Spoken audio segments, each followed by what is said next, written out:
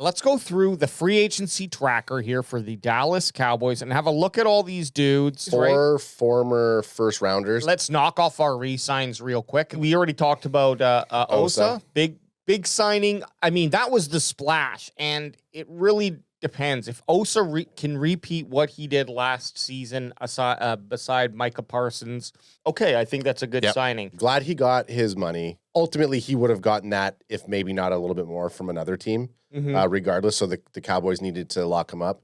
You know, CJ Goodwin, a nice re-sign there.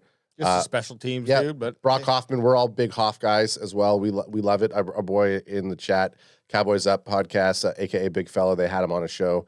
But yeah, Brock's a guy on the line. We know what we're gonna get from him. And again, it's one of those things where, hey, now it's your time. You guys are the vets. You're the ones who should be stepping in and carrying this team, this defense as the veteran defense. Tyrus Wheat, I guess more of a special teams and depth guy there, but he's been on the squad for quite a few years. Yep. One-Way Thomas re-signed as well. I like that one. Yep. Marquise Bell re-signed. I like the signed. The thing about the Marquise Bell signing is when all of this other free agency stuff was happening, the Cowboys posted a picture of him and saying making moves, and then the comment section was just like negative about it. And I feel bad because I like Marquise Bell. I know you like Marquise Bell. He stepped up in the linebacker role when he needed to, and then he transitioned nicely back into safety. So I think that was a great signing. It sucks that it had such it's like when Trent Sieg gets externed. It's like, dude, we know you're going to resign. Just you don't need to be posting it all over social media while other people are making big moves. That kind of sucked. Good news is it was not really directed at him personally. Yeah. It was just like more of the organization. The big first signing of like a non-re-sign, bringing somebody else in was who we thought was going to be, you know, the running back to Rico Dowdle, Javonte Williams from the Broncos. Showed lots of promise when he got drafted. The last couple of years had a little bit of issues, but the Cowboys signed him to a 1-year, $3 million deal that could rise to $3.5 million with incentives. Williams is only 24 years old, was part of our running back committee in Denver last season, and he rushed for 513 yards, 4 tutties, with 52 receptions and 342 yards. That's good looking at him paired with another running back. I think it's pretty clear now with Rico Dowdle walking that the Cowboys will, let's hope, be looking to draft a running back either in that first round, unless, of course, Gianti and Hampton are no longer available, and that's a possibility. I do believe Hampton should be available at 12. Lucky news for us is there is depth, but I feel like this is lining us up to draft Gianti now with that first overall pick. I don't hate this pickup. I mean, it's a low risk 1-year deal, $3 million. I mean, Trey Lance got more than that. And I think Javonte Williams is going to show more production to the team than what Trey Lance did. The big standout here for me is, okay, we got our kind of shifty back. Williams has that 52 receptions. That's a lot of reception yards for a running back. It's a sideways move from Dowdle. We didn't get any necessarily better. In fact, some might argue we perhaps got worse because of Dowdle's rise. Well, the next dude on our board here is Robert Jones. He's an offensive lineman, has a 1-year deal worth up to $4.75 million. Welcome to the team. He's a guard, 6'4", 335, 26 years old. I think this is why the Cowboys are going after these guys. A bunch of them they're young dudes hitting their second contract or maybe being cut from a team previously. My problem here with Robert Jones is I just don't know what to be excited about. The guy, in terms of his PFF grade, and if there are any Miami Dolphins fans out there who watch the offensive line and are now listening to our chat, let us know if there is any good in Robert Jones. But he had a 56.1 overall grade on PFF with a 54.3 pass blocking grade and a 56.3 run blocking grade. All dehydrated piss. Massive dehydrated. And obviously, we're very judgmental on how, like, if you start strong and you end off very dehydrated, that's not great for us. What was his 2023 or 2022 season? Not that much better. He's never had a season above 63.6. Now, Yeah. He also only played 79 snaps. So Do you take that think- for what it's worth? Do you think, okay, so like, I mean, we keep hearing from people who either follow the Arizona Cardinals, or you hear people when they talked about getting Adams over onto our team and what he was able to do with the offensive line in Arizona with just a bunch of like new, fresh guys who just were not solid players, and he made that line very, very formidable. Do you think like a pickup like this is something where he's saying, hey, this guy's cheap. I know I can work with him. He's a good depth piece. I would hope that the coaches are saying that. And it seems like quite a few of those guys are that way. The kind of good news here, I guess, is the Cowboys feel like they probably have a solid 5. Starting 5. Robert Jones is more of that depth signing. Free agency ain't over yet, though, although a lot of the big names that we were looking at are gone, except for those running backs. So there's still that hope. But Robert Jones, like you said, coming in, he had one good game. He actually played good against Arizona, believe it or not. So, and New England. Big whoop. That was last season. Big whoop. He's got size 6'4", 334, and maybe if it is something that the O-line coach can say, hey, I can fix this boy, give me a chance with him. Well, hey, I'm down with that. Who's next on our list? So we go from Robert Jones to Solomon Thomas. Solomon Thomas, I like the name. Thomas is defensive tackle. Yep. We've kind of rotated through these guys, and I feel like this is just another spaghetti at the wall type of scenario. But not for the amount that they're going to be paying for him, right? What is his contract? This is the 2-year, $8 million contract. So this is what Adam Schefter says. Former Jets defensive tackle Solomon Thomas reached agreement today on a 2-year deal with a max value of $8 million with the Dallas Cowboys.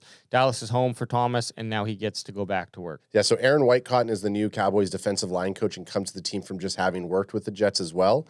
So it stands to reason the connection was of importance, or at least mild significance. So he could be one of those guys who's like, hey, I really like this guy. We could add him to this line here. He's definitely better than what we're currently working with. Solomon Thomas, 6'2", 256. We're laughing because you thought things couldn't get worse. Well, they did. 29-year-old, 6'2", 256, defensive interior. My thoughts are, with his size, is he going to be kicked out to edge? Now that we didn't re-sign D-Law, is Solomon Thomas going to be an edge rusher? Because I wanted to wait. I was like, man, this guy's so dog in his overall grade. Like, why did they even go after him? Skittleboard? I'm not going to pull it up because it's not. It's. But you put him in this. I put him in here just to see how he ranked. I like it. And I will say this, in terms of his metrics for his combine, which of course he's 29, so that was 6 years ago. A decade ago? He was really quick. He had a 4.69 40 dash, a 1.66 10-yard split, so he can get in there quickly, or 10'6" broad jump, and a 6.95 3-cone drill and 4.28 shuttle drill. He outperformed the average in his combine metric. So he is he's an athletic specimen. I bet you his size has really hurt his ability to play that 3-tech defensive interior position. I wouldn't be surprised if Cowboys kick him outside, but he's not a good run blocker. His overall grade, 45.6 on PFF, 61.2 pass rush grade. Okay, he can pass rush, but he cannot stop a run defense, 41.5, which is like, why are you even on the team? That's the hope here with Solomon Thomas, another depth piece for the defensive line. Again, hopefully he provides something. You're a backup piece. Come in and actually handle it when you can. Javonte Turpin. I'm glad they brought him back. I was actually secretly hoping someone would want him so we can get that second round pick. But no one was going to take that second round pick. But he's worth it. He's worth it for us. I don't know that any other team is looking at what he's doing and saying, okay, we want to bring this guy back. But also, just to add on to that, Brian Anger resigned, so our entire special teams is back together, baby! They are back. They're back. They're without so Vasectomy back. Jones. Yeah, without Vasectomy. Yeah, he's gone. So maybe they'll even Turpin will even turn up even more. But I hate the headline. He's the highest paid special teams player. Like, they paid him that amount because he's more than just a special teams player. I need to see this Cowboys offense take Javonte Turpin and just have a package for him and then a game plan for him throughout the whole game. We need some setup. So we need Turpin out there lining up in those positions where he would get the ball and then not getting the ball. Yeah. And just making the defense gas. And then once it becomes appropriate, then you would run it with the ball. And I feel like last year, whenever I saw Javonte Turpin in the backfield, 8 out of 10 times, and I don't even know if that's how many times he was, but just in his career, 80% of the time he's getting the ball, and then you could just make sure that you're watching him, no trickeries going on. Okay.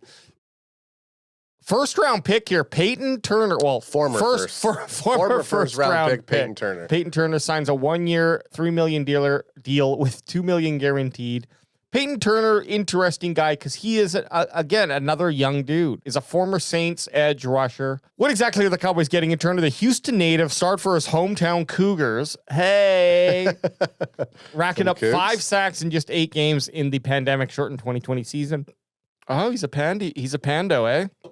His strong senior season led to the Saints drafting him in the first round with the 28th overall pick in 2021. At the time, Turner was ranked as the 60th best player in the draft by Dane Brugler, fake name, who offered this assessment. So this is Turner's assessment from Dane Brugler. Turner is among the best effort players in this draft class, using his long strides and speed to chase down ball carriers. He's a high-cut rusher and battles balance issues versus leverage power, but he does a great job keeping his hands and feet in lockstep to attack and work off blocks. Overall, Turner needs to cultivate his pass rush sequence, but he has outstanding length, foot quickness, and competitive energy. He projects as an eventual NFL starter with inside-outside versatility. Yeah, 6'6", 270.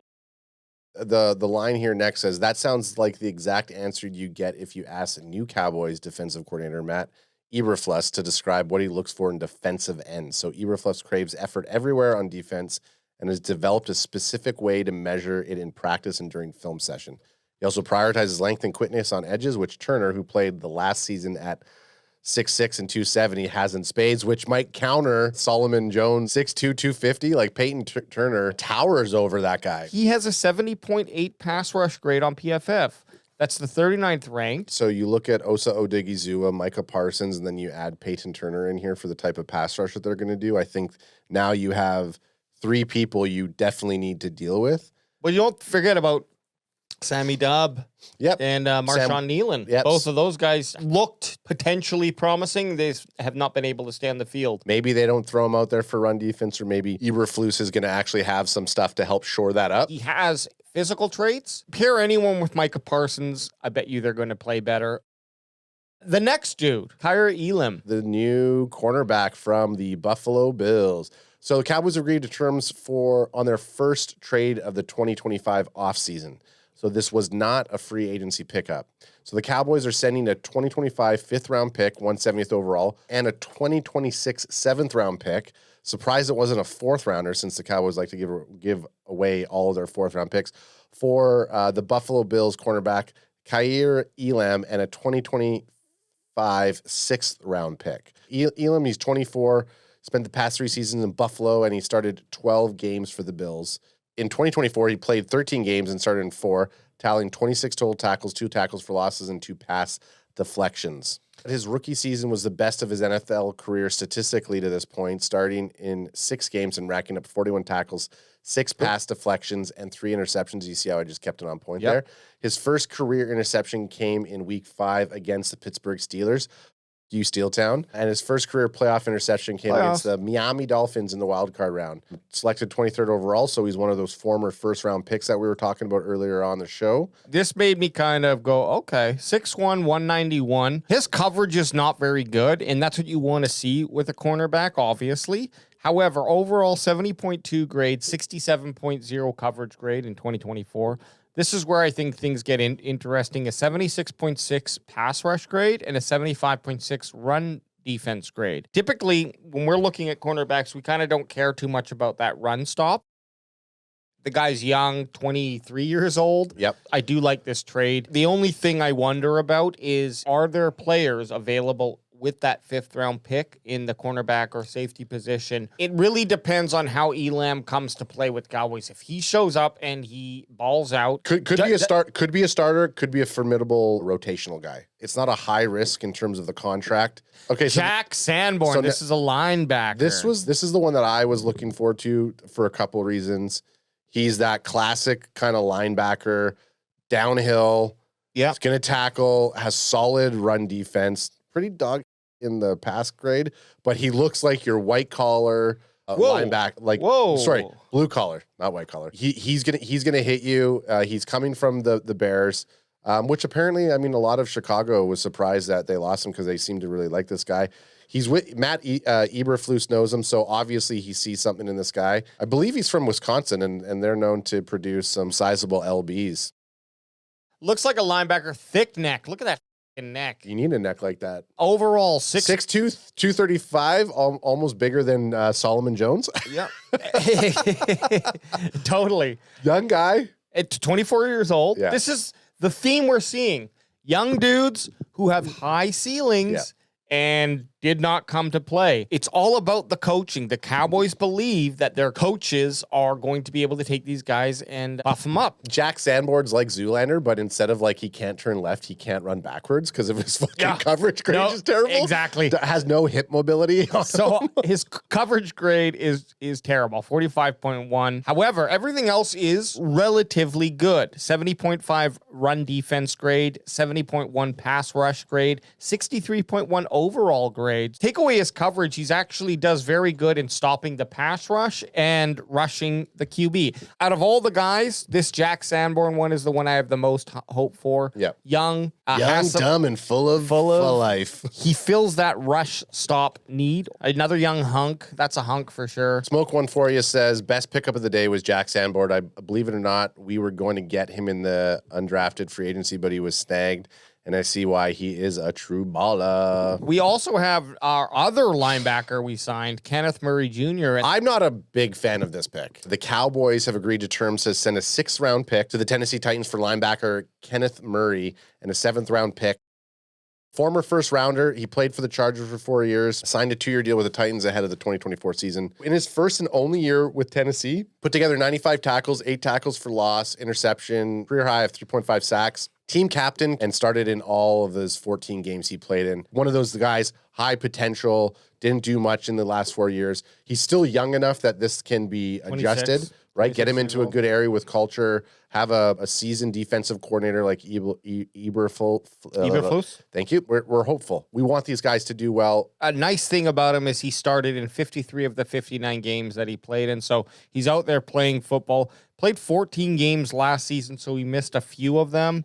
Whether or not, that's going to happen in the NFL. So I like to see that he's got some toughness to him. 6'2", 241, 45.9 overall, 35.0 run defense grade. Coverage grade, 55.4. Again, though, the shining light, if you had to have one, is his pass rush grade, 67.7. So the dude can get to the quarterback. We're seeing that trend with a bunch of these dudes that we've picked up. They might have stats, but at least the one that stands out the most is pass rush. If you got a bunch of guys that have high pass rush grade, maybe they're going to be in for a blitz package. Can they teach better tackling? Can they teach better coverage? Yes. Maybe if you're looking at a guy who has all those athletic parts that you want, but they've just not been coached up, maybe that's what they need. Maybe they haven't had that. Well, this guy's still 26 years old. He's still young enough, entering his prime-ish.